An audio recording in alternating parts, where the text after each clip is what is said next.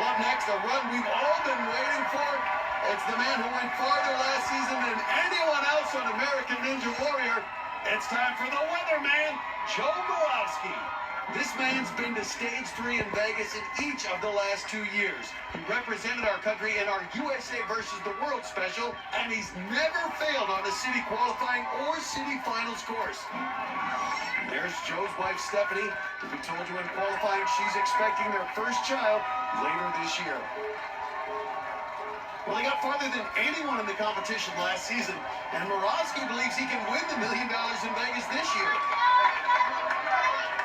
Well, first, he's got to get to Vegas, and that's not easy on this course tonight. Only one finisher so far. Good job out of Moravsky. Again, this is a guy very gifted, but also very intelligent, cerebral approach. And Moravsky has a background in gymnastics, so he's very good at balance obstacles. He knows exactly what he wants to do here on Snake Crossing. Such confidence here out of Moravsky. I like it. That foot getting close to that midpoint, though. Makes the leap, and he's through. Moravsky ever closer. Only one finisher thus far, Geoff Britten. He and Moravsky have competed in local competitions all year. Well, one thing I know, Joe Moravsky is super competitive.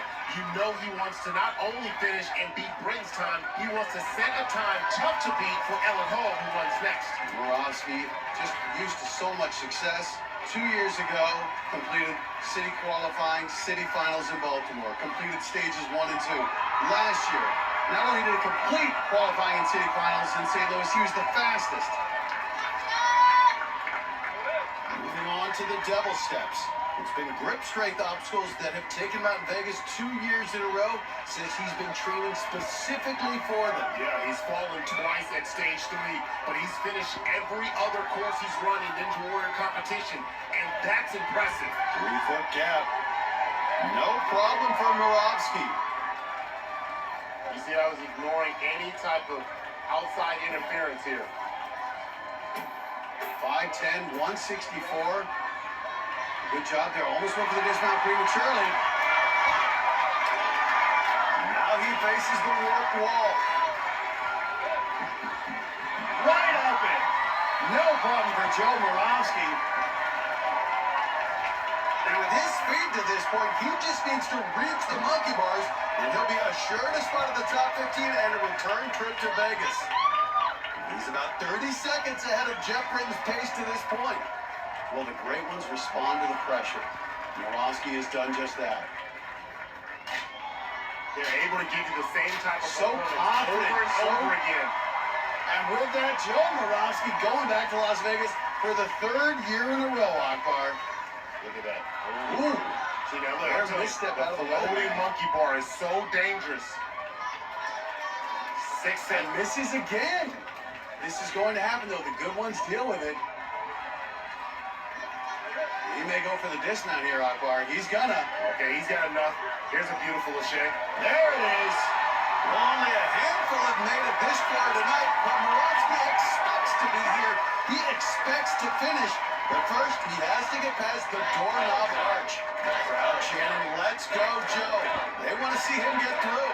He's about 15 seconds ahead of Britten's time. Here he goes, skipping over, crossing over that technique. Moravsky locking those arms out.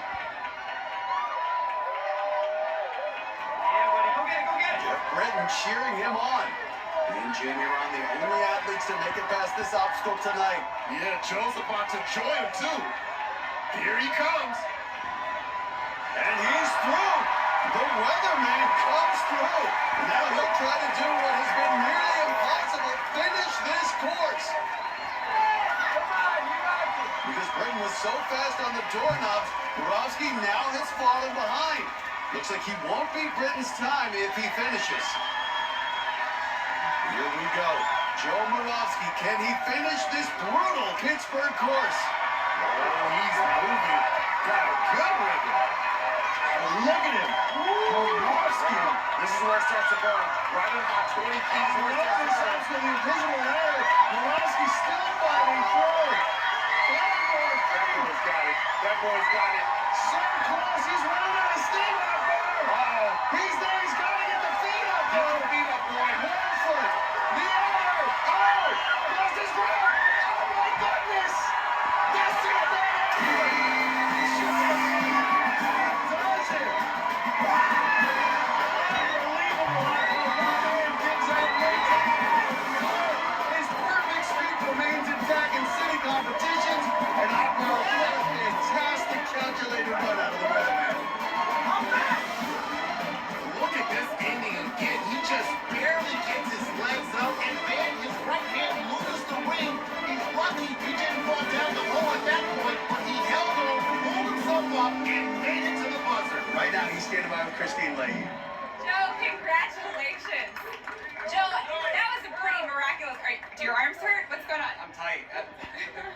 can't even speak. These obstacles are so tough this year. My biceps getting off of that, and my forearms, everything just pumped out.